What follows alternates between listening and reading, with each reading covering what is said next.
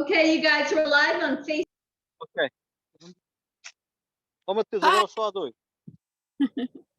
Hi. You can see me now again. Okay, right. Good.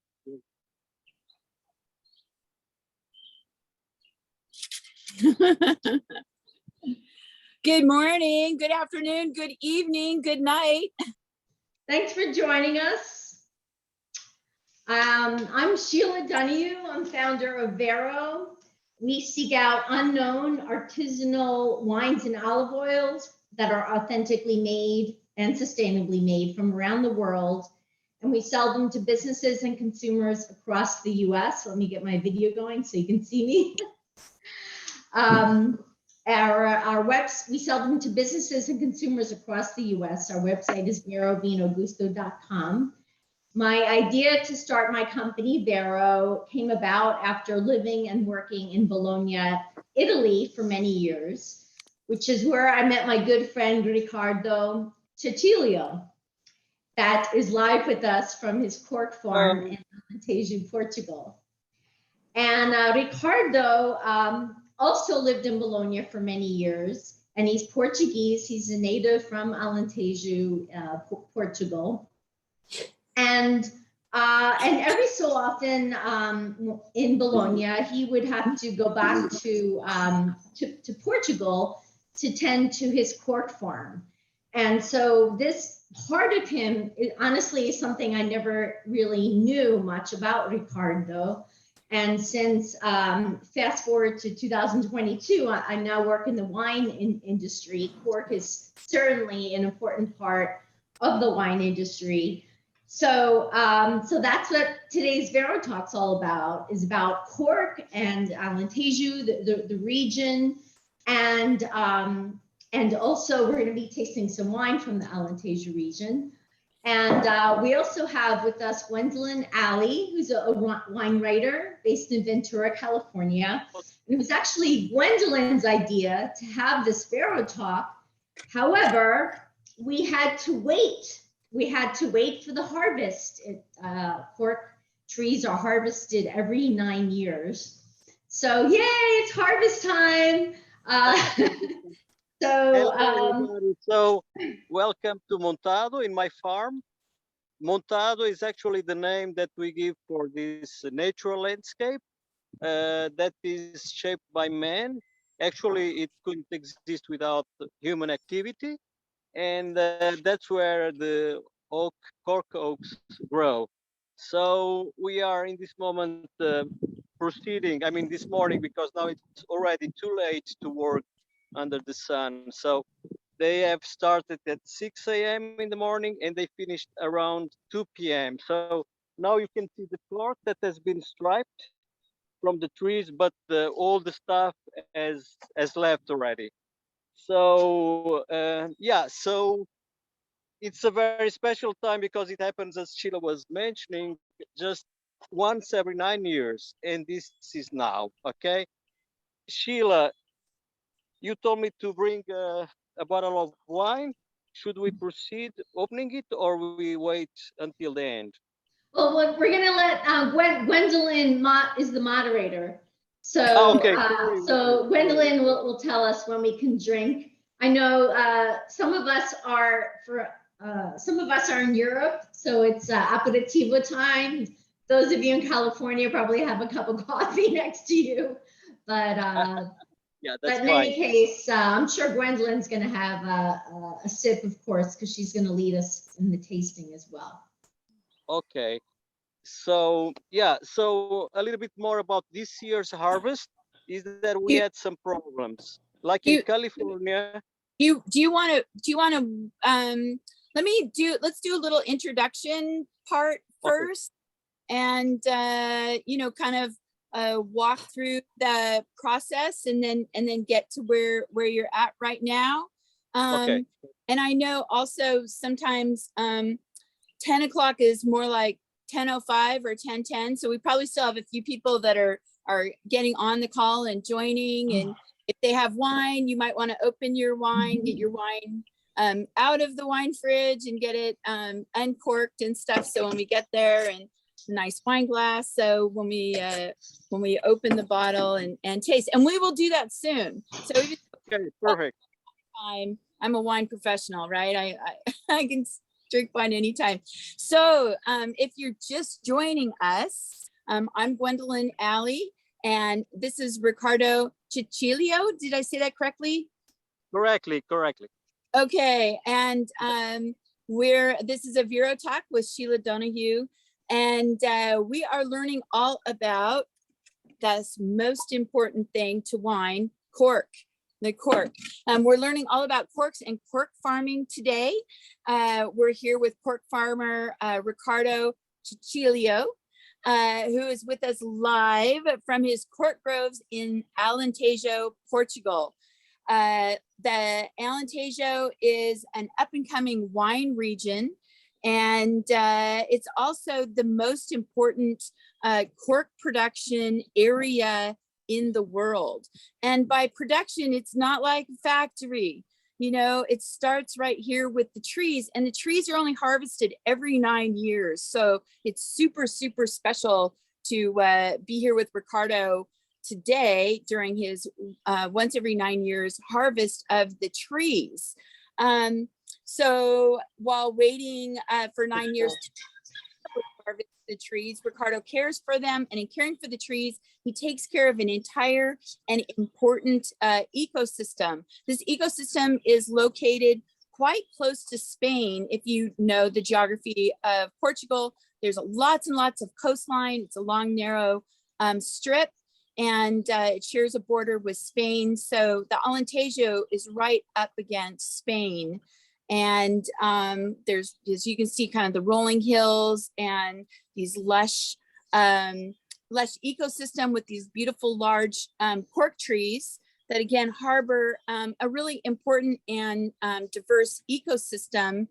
And through the sustainable harvest of the corks, we're able to maintain a healthy ecosystem. So, you know, people are like, oh, what about the poor trees? The poor trees, this is an important aspect of sustainability for the world. So, so Ricardo, can you tell us a little bit about the ecology of the cork forest and some of the local plants and animals and how important they are to them, as well as, of course, to human and families that have been there for a long time? When I visited the cork forest in the Alentejo about 10 years ago, it was October, and I was amazed at how beautiful it was and how special, and surprised to see. And if you're just joining us, you might look at that tree and go, oh no, what did they do to the tree? But again, it's a good, healthy tree, and it grows back. So before we get too far into Ricardo telling us about the ecosystem, let's go ahead and pour a little bit of the wine, because it's always enjoyable to hear someone tell stories with a glass of wine. And I have to tell you, Vero is really all about the stories behind the wines, which is why we're here today with Ricardo in his cork forest with some wine. And I hope y'all have yours open and in your glass. Just really quickly about this wine. It's a blend of 3 grapes, indigenous grapes, typical grapes to the Alentejo region. And the 3 grapes, this is 50% Entovage, 30% Arinto, and 20% Goveo. And the Entovage is actually the most popular grape in the Alentejo. It brings body and aromatic qualities. So see, what do you smell? Do you smell the Alentejo? So it has brings body and aromatics, and then the Arinto offers balance and minerality and some acidity. Cheers. Cheers. And then cheers. And I've then got some praise. the Goveo adds salt and pepper aromatics. So, and I'm outside smelling and tasting this wine. You all are outside smelling and tasting this wine. And I want to encourage everybody this summer to take your wine outside, enjoy it out in nature. You'd be surprised how much more you're going to get out of the wine when you're outside. You're going to be more relaxed. You can smell more, taste more. So what are you guys getting in this wine? What are you smelling? It's quite mineral, no? It's quite mineral. Lots of minerals. It kind of reminds me a bit of oysters. You know, when you smell an oyster, the brininess, the saltiness of the sea. So those kinds of minerals. And then coastal breeze, where you get a little bit of the seashore and everything like that. What else is it? What else are people getting? I think it's fruity, and it's very usual to have a sort of a flavor of cork, because this is the region where you have cork, and you put the cork in the bottles. So this So is you can very feel well it. known. You can feel it. Oh. Yeah. Yeah. So how about some lemon? Anybody getting any lemon? Lemon, Yeah. Like a little squeeze of lemon. Yeah, right in here. Thanks. Now that So- I'm telling this, yes, I can find it. I can taste it. Yeah. So I kind of interpret that idea of cork that you're talking about also as almonds, like some Thank raw in there. Almonds. Can I leave my empty coffee cup here? And there's also, I can take this too if you want. Oh, okay. All right, So- I'll take my coffee cup because I can dump it inside. So Sheila, we've lost Ricardo. You lost me? What about I now? don't see you anymore on my I screen. don't- Oh, I see him. Maybe Okay. you have to switch your screen. Okay, all right. Okay, then I won't worry about that. Yeah, and so the palate, the wine has this kind of smooth, slick mouthfeel. It's really easy to drink and enjoy on a warm summer day, but it's fantastic with food, especially seafood. And I went to the seafood market this morning and got some whole fresh fish that we're going to put on the smoker. I got a black cod that I think we're going to put on the smoker. I got some prawns, I got some mussels. So really awesome seafood wine, but very importantly, it's got this cork, really nice quality cork to it. So let's go back. Let's go from the wine in our glass to how it's sealed and learn about where the cork comes from. Back with Ricardo. There, I see you now. So Ricardo, can you help us? We can see the picture, but can you paint the picture with all of our senses? What does it sound like? What does it smell like? We can kind of see it, but beyond this image behind you, what is there? What's it like? Yeah, this is a very open space, because this is something that defines this ecosystem is a low density of trees. So you have a lot of the smell of grass, because there's a lot, it's used as pasture. I can see the cattle in the distance, not that far. So you have a mix of all these smells in the air, and now that they have just harvested the cork, I cannot describe it, but you can smell a little bit like the smell of the snow. When it snows, you cannot describe it, but you can feel it. No, you can smell it. It's the same when we harvest the trees. There's a smell, a little bit the moisture smell in the air. So it's very quiet. It's very tranquil, and you can get an idea about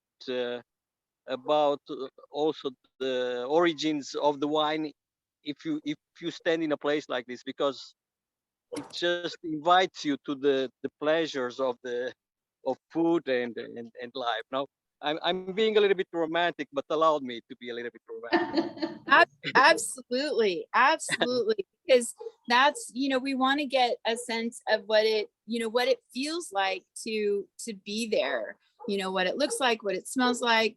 But I appreciate the sense of the moisture. I hadn't thought about that, that as the oak comes off the tree, there would be moisture that's released, and that you could smell that.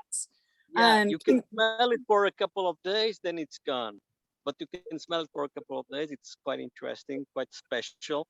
And yeah, so as I was telling you, where the cork grows, the cork oaks grow, it's a man-shaped ecosystem.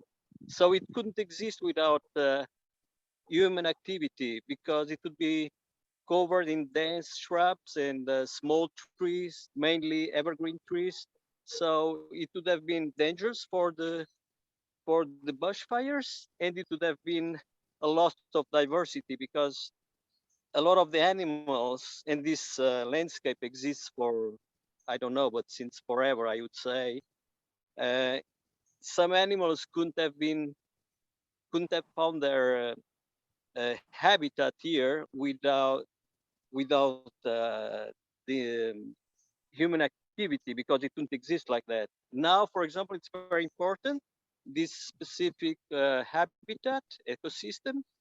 For example, for birds that come from North Europe and come for the winter here, because they can feed, and I'm meaning cranes and the pigeons from North Europe. They come here and they can feed on the acorns from the cork tree, for example.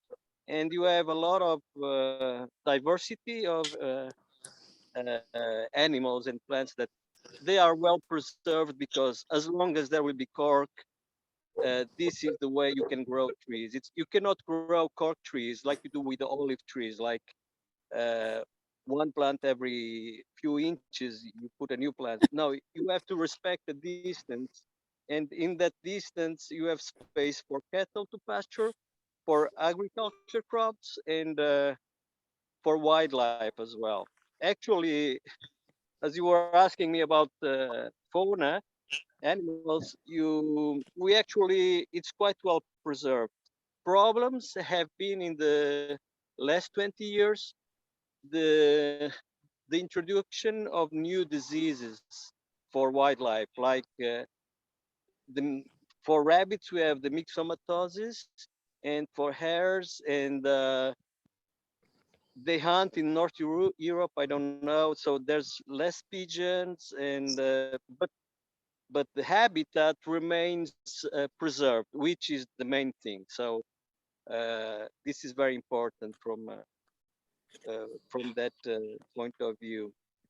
And Oh, yeah, just to let you know that we have some questions. Also, some someone, I know a couple people on the Zoom are going to be coming to Portugal later this year, so so they're really excited to be listening in today. But the question, this woman, Katya, has a number of questions. How is cork harvested? Does it require a whole tree?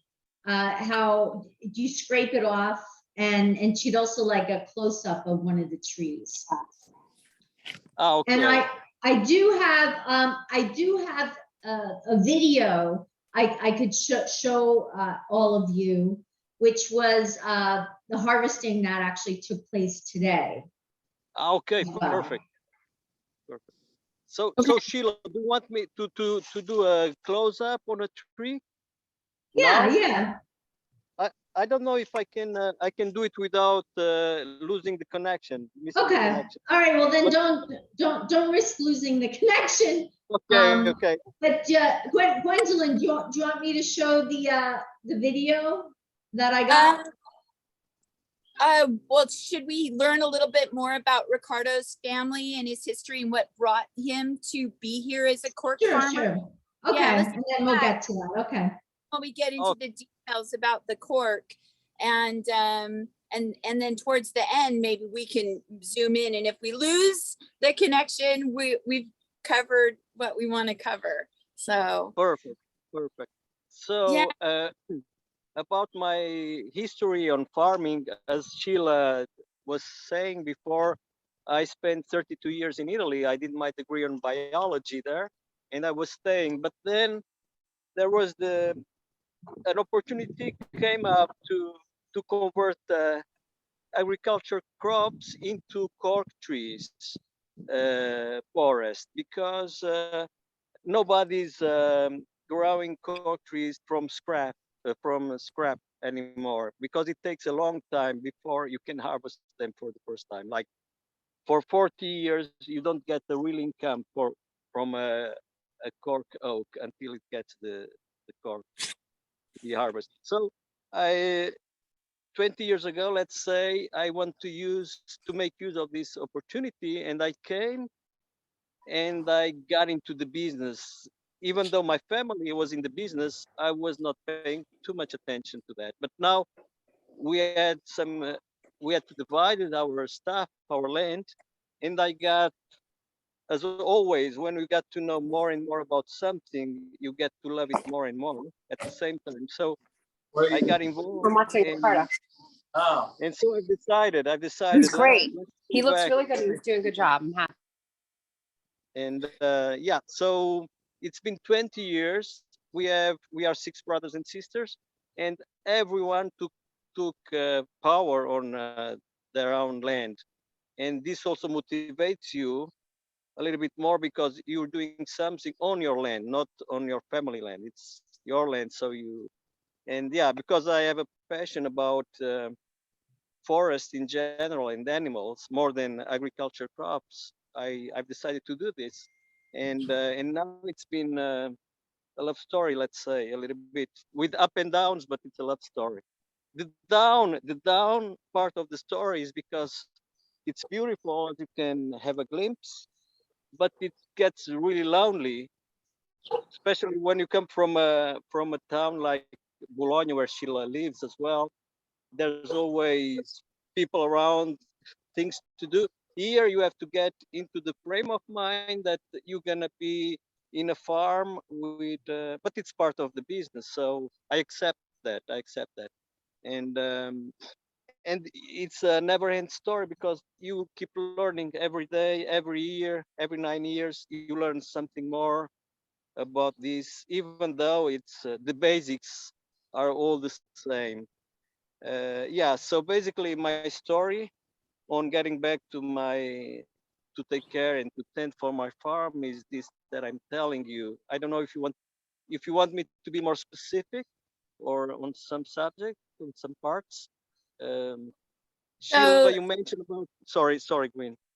oh, Go, go. I was gonna say that. So your siblings, they also have cork trees on their part. So you work independently, but you're all doing the same thing, or? Yeah, so we all have the same amount of cork trees, but we have the harvest timing. It's different because we have two different ages of the trees. So let's say that me and my sister we harvesting the trees this year, and in 2 years' time, it's time for the other four brothers and sisters to harvest them because it's a different the three ages are different, so we have to respect the cycle of every 9 years. But we all have the same. Actually, we help each other out because it's the same family. But say, even I say, if I say that, said that doesn't mean that it's different when you work for yourself and you have your and you can help out your brothers and sisters. It's different from if you are work all together because it's like you are less motivated. That's why I was living in Italy for such a long time because they were looking after my things as well because it was their things. And yeah, so it's we all have this. We have pine trees and we have rice pads as well. It's part of the agriculture production. It's cork, pine, pine nuts, and rice pads. And this is pretty much what we produce in the region, not just my family, but in the region. And and it's quite nice also for wildlife. I saw flamingos 2 days ago that were staying in the rice pads, and yeah, it's pretty nice. It's nice. That's it. Yeah. So, so that was a question that I had. So that you're rotating through different sections of this cork forest. So you're in 9 years, but your other siblings, it's at different timing, and then you fill in the gaps with the pine trees, pine nuts, the rice. So that that keeps you pretty busy, huh? Right, right. There's always, when there's no cork, there's the pine nuts to be collected, rice. This year, for example, we won't produce rice because we had a very severe drought. I think in California you have the same problem this year, the drought with bushfire.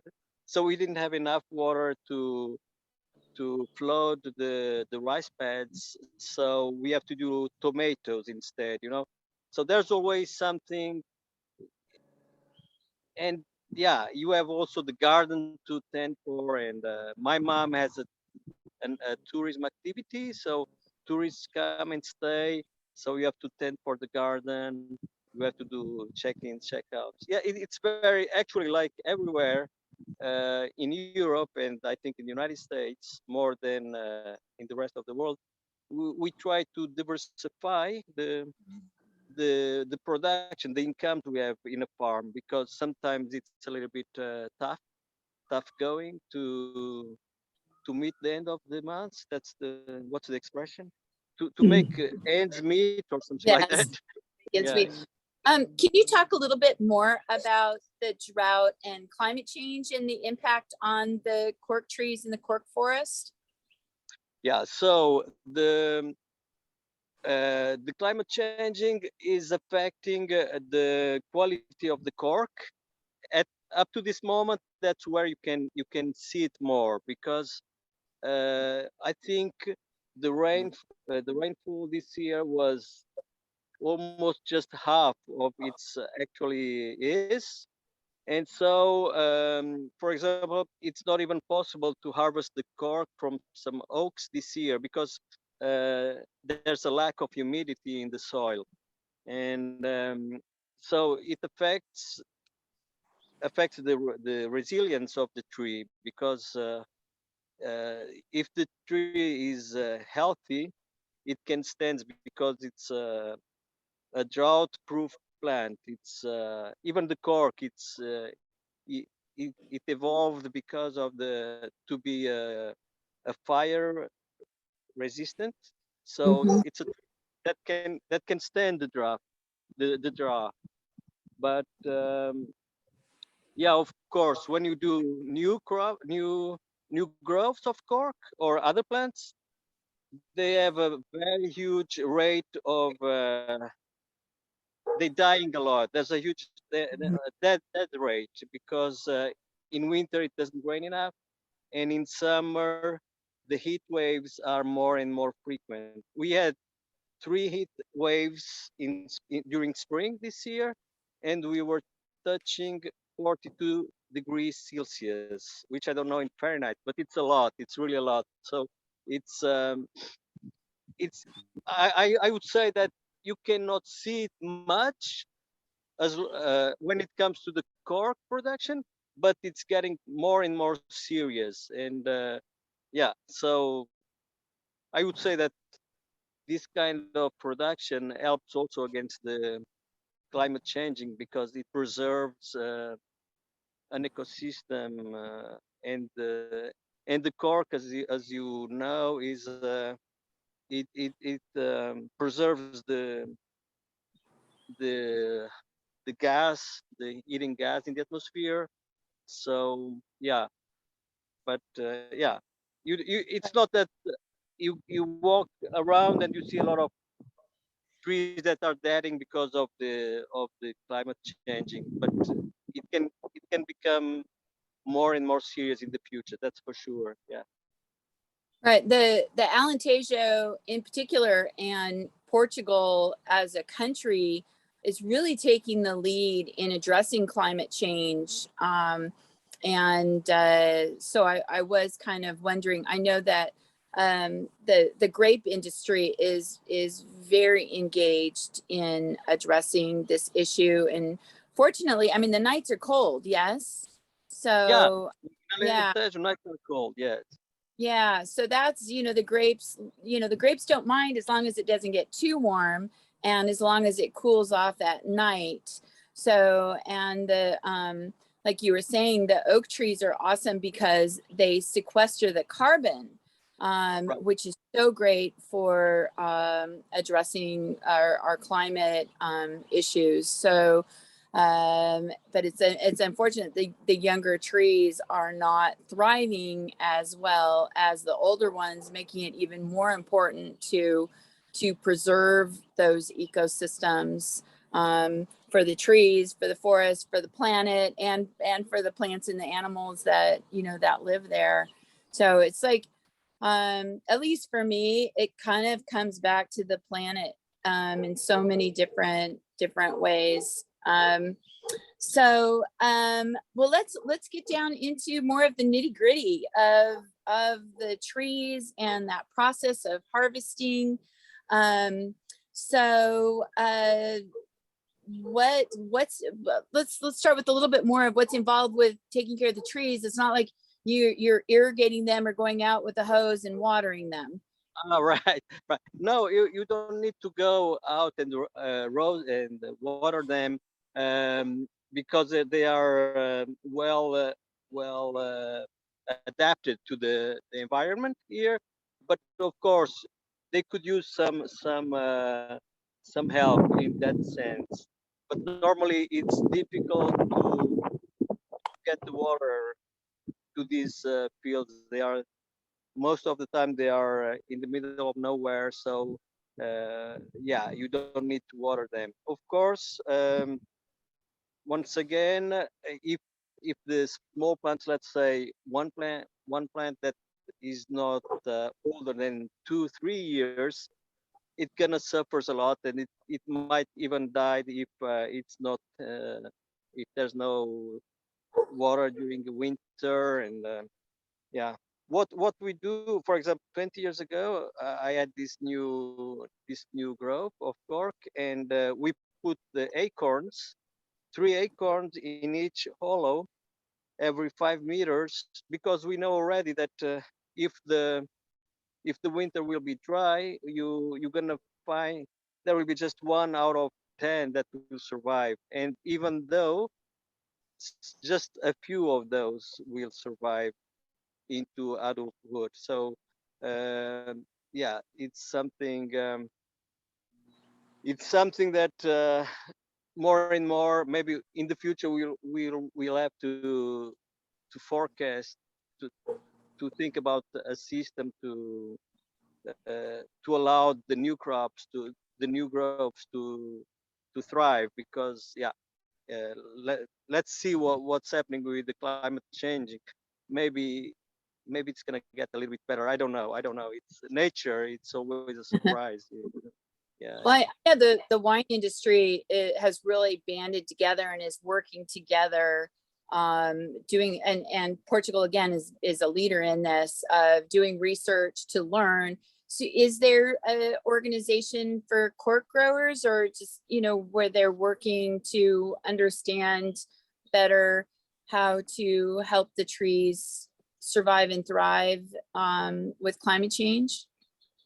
And no, the research that has been made up to this moment is more about the trade of the cork. For example, you have heard, of course, about the problem of PCA. It's something that uh,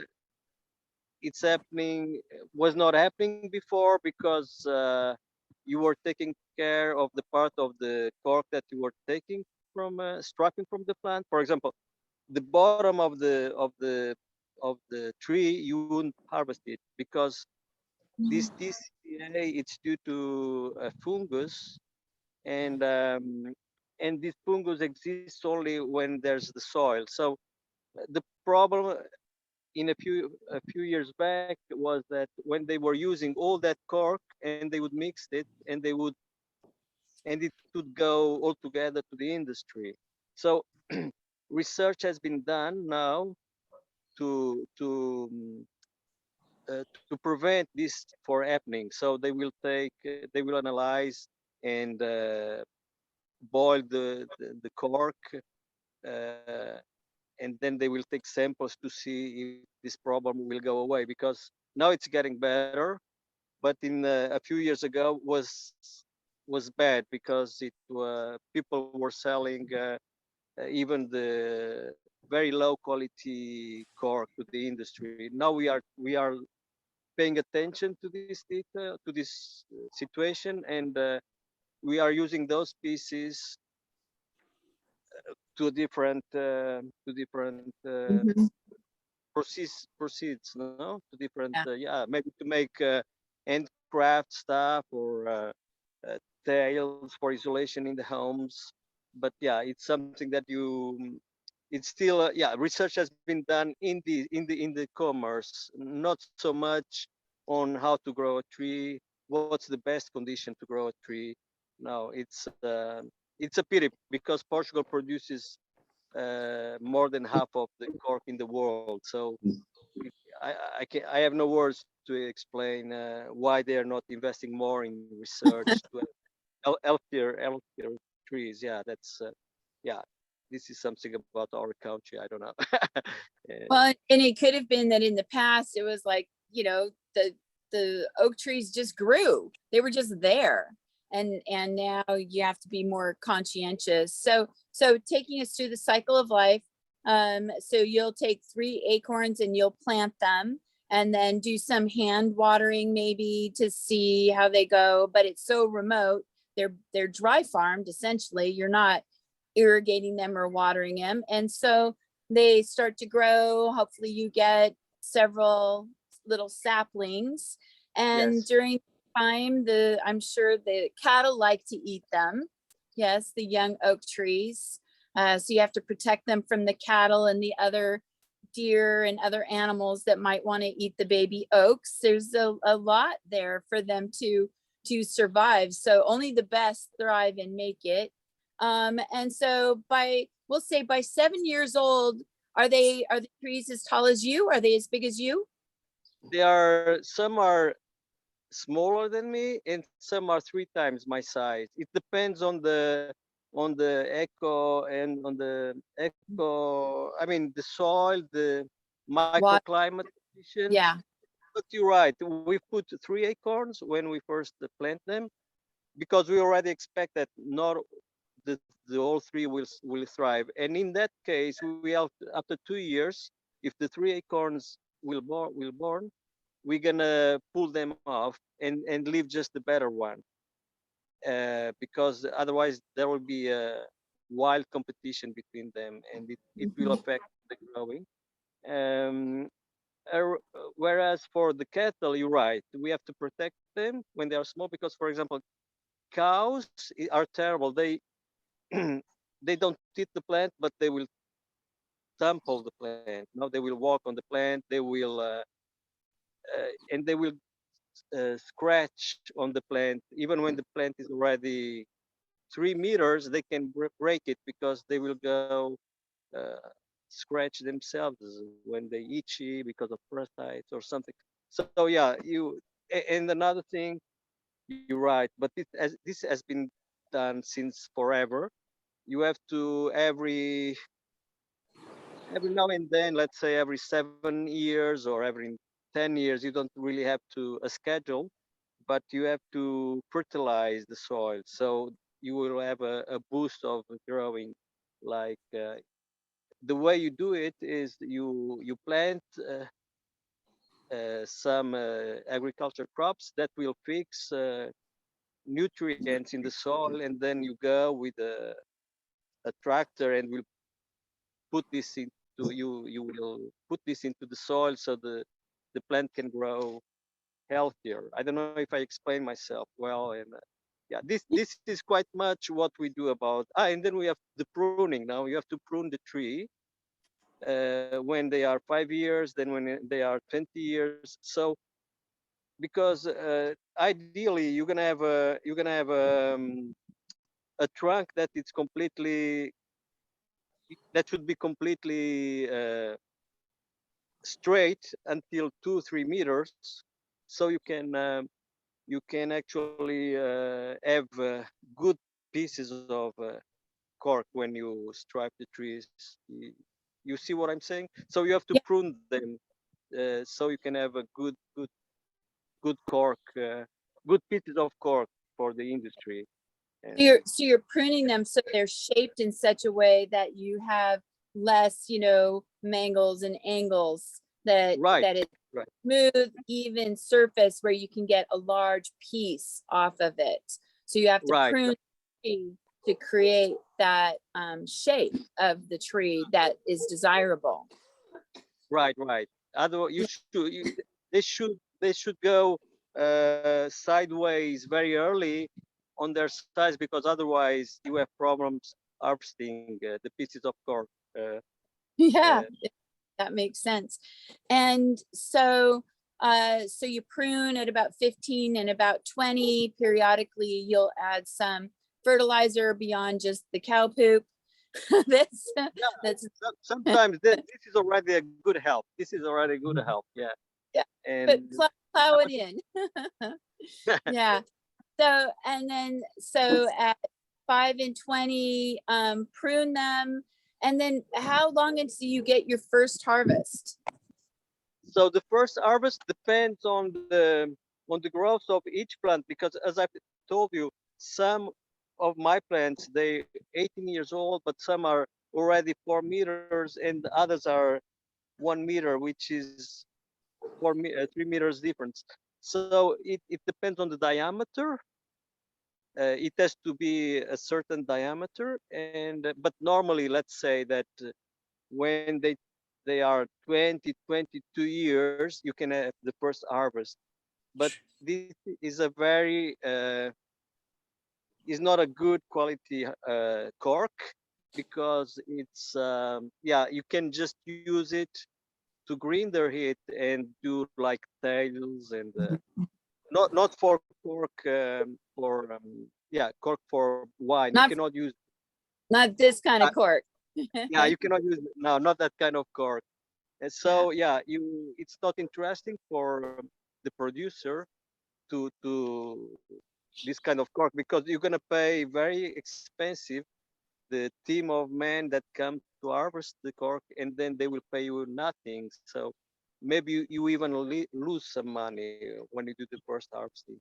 But then the Mhm. second one, let's say at 30 years old, it's good quality, and then it gets better and then better until the, I don't know, maybe 100 years, the quality decreases again. But I'm not really sure. Some trees, and depending on where they are, can be different. If they have good humidity, if they are close to the seaside, they will get young longer. Let's say they will keep younger longer.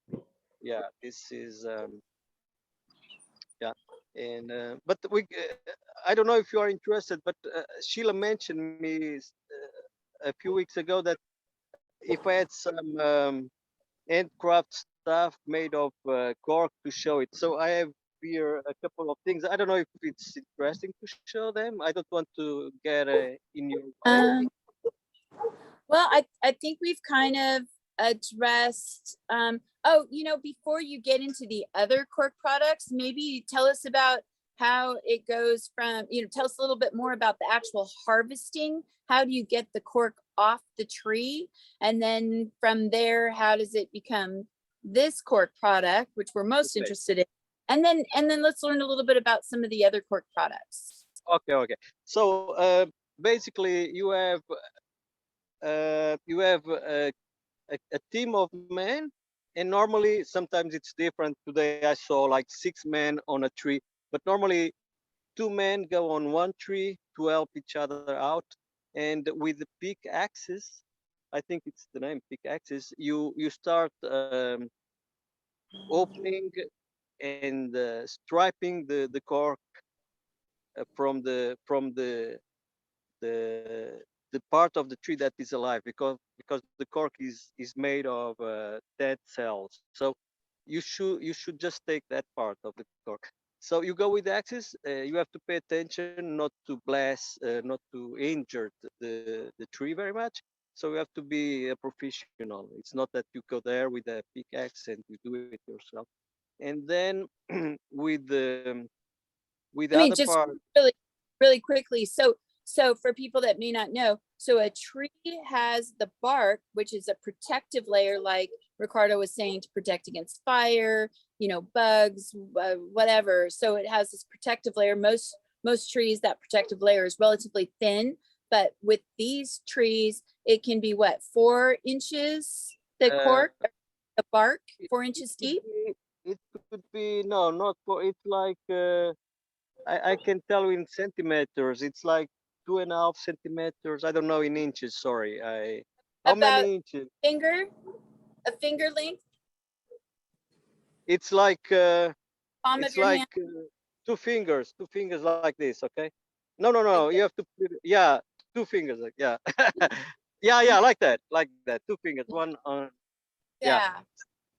yeah, So and it's about that wide.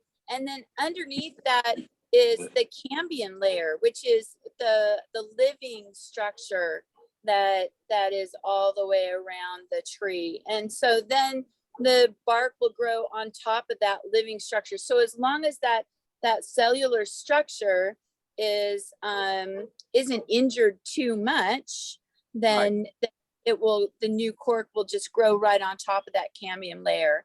And yeah. so are the trees, when the bark is removed, are the trees, are they at greater risk to bugs or drought or woodpecker? Not to the drought, but they get very sensitive to the rain. Actually, you cannot harvest the plants when it's raining because they can suffer like as we do from cold the first 2-3 days. Because as I've told you before, you can smell when it's harvest. I think the let's say the skin of the part that it's alive from the cork is still open. So if the rain comes, it can produces a shock on the plant and it dies. So that's why you never see people harvesting during rainfall. You actually it should it's very sensitive up to 2 days after you harvest the plant.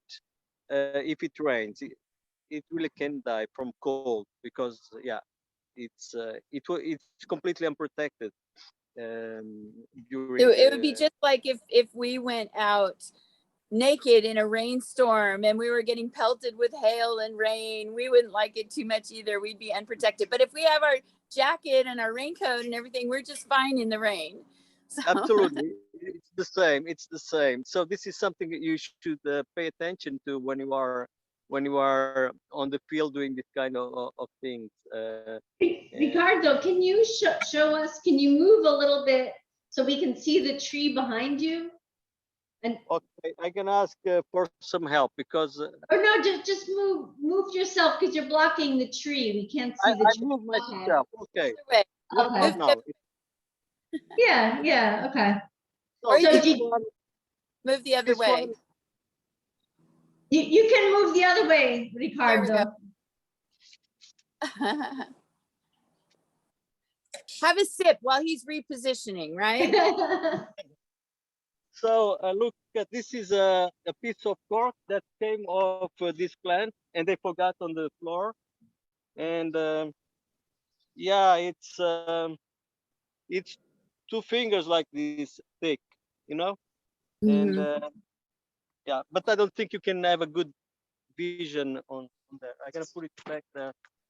Um, yeah, So the so tree looks naked behind you. The sorry. tree. The tree looks Yeah, like it's missing clothes. yeah, completely. Pornography. Naked trees. Yeah, I remember when I was in the Alentejo, it was October and we went out to this cork forest. We spent a day with Amarim, which is a big cork producer.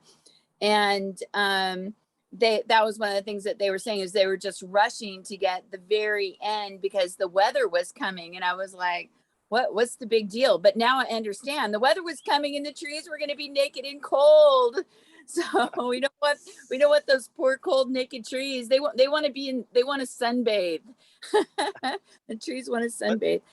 On the other hand, yeah. I want to, we have some wine producers that are actually listening in.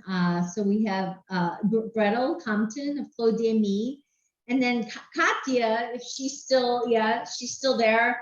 She also makes wine in I want to say Sonoma County, right, Katya? Yeah. So I'm just curious to get the perspective of a wine producer about Cork. Well, that's why this was so interesting, because I don't know a lot about Cork. We buy our Cork from a Portuguese manufacturer that has an headquarters here as well. It's M.A. Silva. So we're actually going to visit them this summer when we're driving from the Douro to Lisbon. So for me, Cork is something we've had to source here, and it's been challenging with the recent supply chain issues. But our Cork does come from Portugal, and so far it's beautiful. We've only had one corked bottle out of the hundreds and hundreds we've made. So I can't wait to see. Hopefully I can see some of the forest when we're there. That would be nice. I don't know if it grows all over the country or just in the northern part. No, it's southern part, mostly. It's the south. So after you've taken the cork off of the trees, how does it end up looking like this? Yeah, so this part is already not part of my business, but what they do is they take it to the factories where they boil it, and they will become 2 times thicker after it was boiled, and it will come flat. So then they will pile it, and then they can carry it whenever, the way they want. And then I don't really know. I've never been to because they are very jealous about showing you their procedures. So it's almost, you need the passport to go in there, and even there, I don't know if they will let you in. So I don't know. I know that they have this boiling process that it's a must, but then the cutting process and all the other treatments, I don't know anything about that. We actually, Alentejo is the main producer of cork, but all the factories are in the north of Portugal. Most of them are all in the north, near, Porto is the second biggest town in Portugal, is in that area that all the industry is. That's where they transform it. Here we just do a little bit of handcraft, and that's it. So before we move on from the cork, I just want to make sure that everybody understood about the TCA. So, which is that he was describing the fungus, and that had been a problem. And TCA can come from corks, but it can come from the cardboard box. It can come from lots of things. But the cork industry has done a lot to figure out what they can do to address the problem. And it sounds like not harvesting that bottom part of the tree and putting that into a different action line has been key to address that problem. So I open and drink and taste a lot of wine, and I have, I've definitely had bottles that have had TCA, and if you're wondering what it is, if you've never experienced it, it's kind of like dirty socks, musty, and it can be really just awful. And once you've smelled it, it's kind of hard to get it out of your system. But it can also be more subtle. It depends on how long it's been infecting the wine. But in my experience, it seems with the younger wines, less and less common. It seems to be more of the older ones. And so that was interesting to learn from you about the learning curve for the industry to address that, because there has been, as somebody in the media, a lot of propaganda press talking about how terrible TCA is in the Corks and and promoting alternative closures for the bottles. But those alternative closures don't sequester carbon, and they don't take care of the animals and the birds and everything like the cork forests do. And so I'm definitely a big proponent of it. And of course it supports small families like yours, that's pretty typical. Yes, that the cork forests aren't owned by some huge multinational corporation. That is, it's more family farmers like you. Yeah. The industry is more corporation, like you were saying, but the producers normally are family-run business. Yeah. So who's actually growing the cork and the trees? That's more small family businesses. But to then process the cork, it's a huge process. It would be very difficult for an individual or a large family to manage. Because I actually did get to go to a cork factory, and they did let this group of journalists in, but we weren't allowed to take any pictures inside, and we were hustled through a lot of it. But we did get to spend quite a bit of time outside and see the huge piles of cork and just get a sense of how massive Amarim, for example, is. And then we went into their showroom, and they showed us all the other products that they make, and they talked a lot about how the cork isn't wasted, that everything that comes in pretty much gets used in one way or another, which also is a wonderful aspect of sustainability. So you have some examples of other products made from cork other than corks? Yes, just the handcraft stuff that I have got here by coincidence. I'm gonna ask for some help. Clotilde, may you help me, please? So I'm gonna show you your stuff, Clotilde. So I don't know if you can see, but these are just a few examples of what you do. You do like purses in Cork, and you do. This is an alternative for the bottles. When the bottle is already open, you put this on top of the bottle, but it's more a decoration than for that it's actually effective. Yeah, so yeah, just a few examples. This is to drink. It's like a glass when you are camping, for example. Oh, yeah. But the most amazing thing is you actually do paper from cork that you can use to as upholstery on your to see. For example, I don't know if you can have a good view of this. This is paper made out of cork, and you can use it in different ways for decoration mostly. And yeah, it's like a tissue, not paper. It's like a tissue. So this is just a few examples that I brought along with me to just to show you some other stuff. But of course, there are an application in industry that goes behind this kind of small objects in the building construction. Of course, it can become important for isolation and also as decoration. I've seen bathrooms that are all with tiles made out of cork. Yeah, so this, and then in the industry, in the special aircraft industry, they use pieces of cork as well. And but yeah, I'm sorry that I'm not that it's not my field. I produce and I grow them, so I'm not really know that all that's happening on that field about the about the all uses you have with the cork. And most of us are probably familiar with what a fabulous flooring it makes.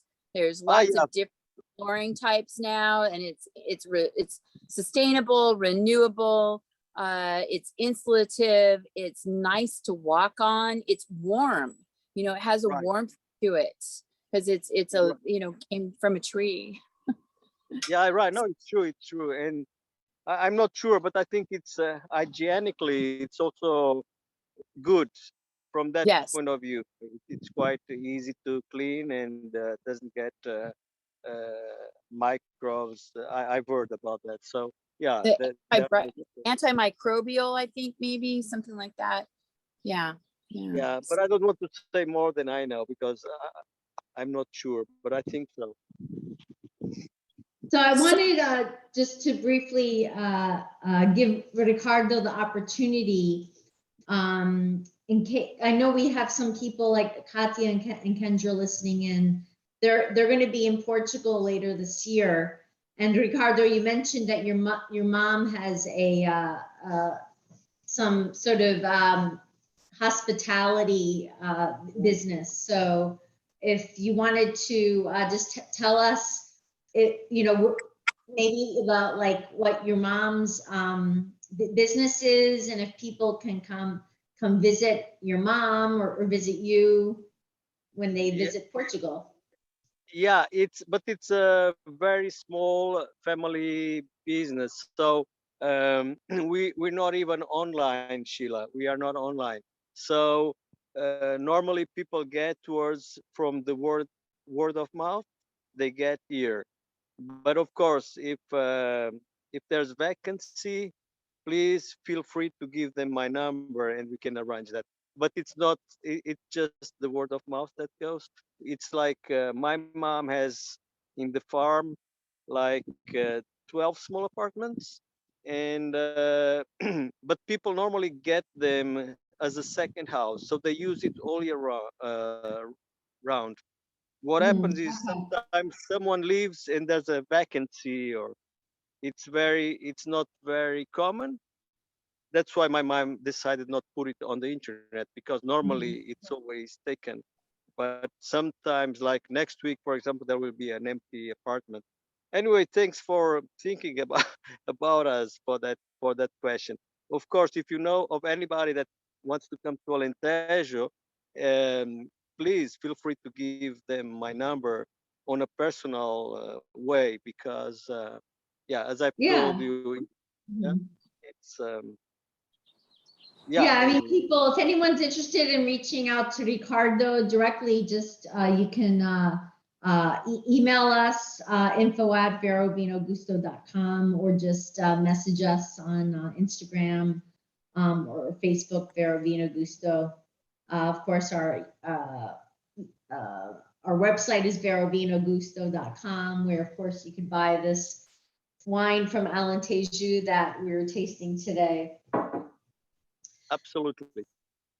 So I know, Gwendolyn, when we were in the green room earlier, Ricardo was asking, how long is this going to take? I think they probably want to either have dinner or maybe an aperitivo or something. So we should probably wrap it up pretty soon. Yeah. So I just wanted to make sure that, if there were other questions in the chat, that folks got a chance to ask those, or if anybody wanted to, unmute and ask Ricardo a question directly. And then I just kind of wanted to close with some of the challenges and the joys of being a cork farmer in the Alentejo. Okay, so the joys are that I'm as an ecologist, let's say like this, I'm really happy to be part of those people that are are investing on a natural landscape like this one, that it's quite particular, as you can see, and as you know. The down part of the cork farming is that it takes so long for every 9 years you have the harvest. If you plant them now, you have to wait 30 years to have a decent income. So this is a down part, but I can live with it because meanwhile you can have animals using the pastures. You can, yeah, wild animals coming. So it's yeah. So this is it, and and also knowing that the cork tree is the symbol of Portugal. So it's not that you go everywhere and you can find this tree. So you feel like you you need to protect them. They are part of your identity. Let's say I do this kind of thinking as well. Did I make my point true or true? Yeah, Yeah. and that the cork trees are an important part of Portugal's story. Right, right. It's our identity. Right. So is there anything else about this year's harvest or anything else that we didn't ask or think of to ask about that you'd like to share before we close?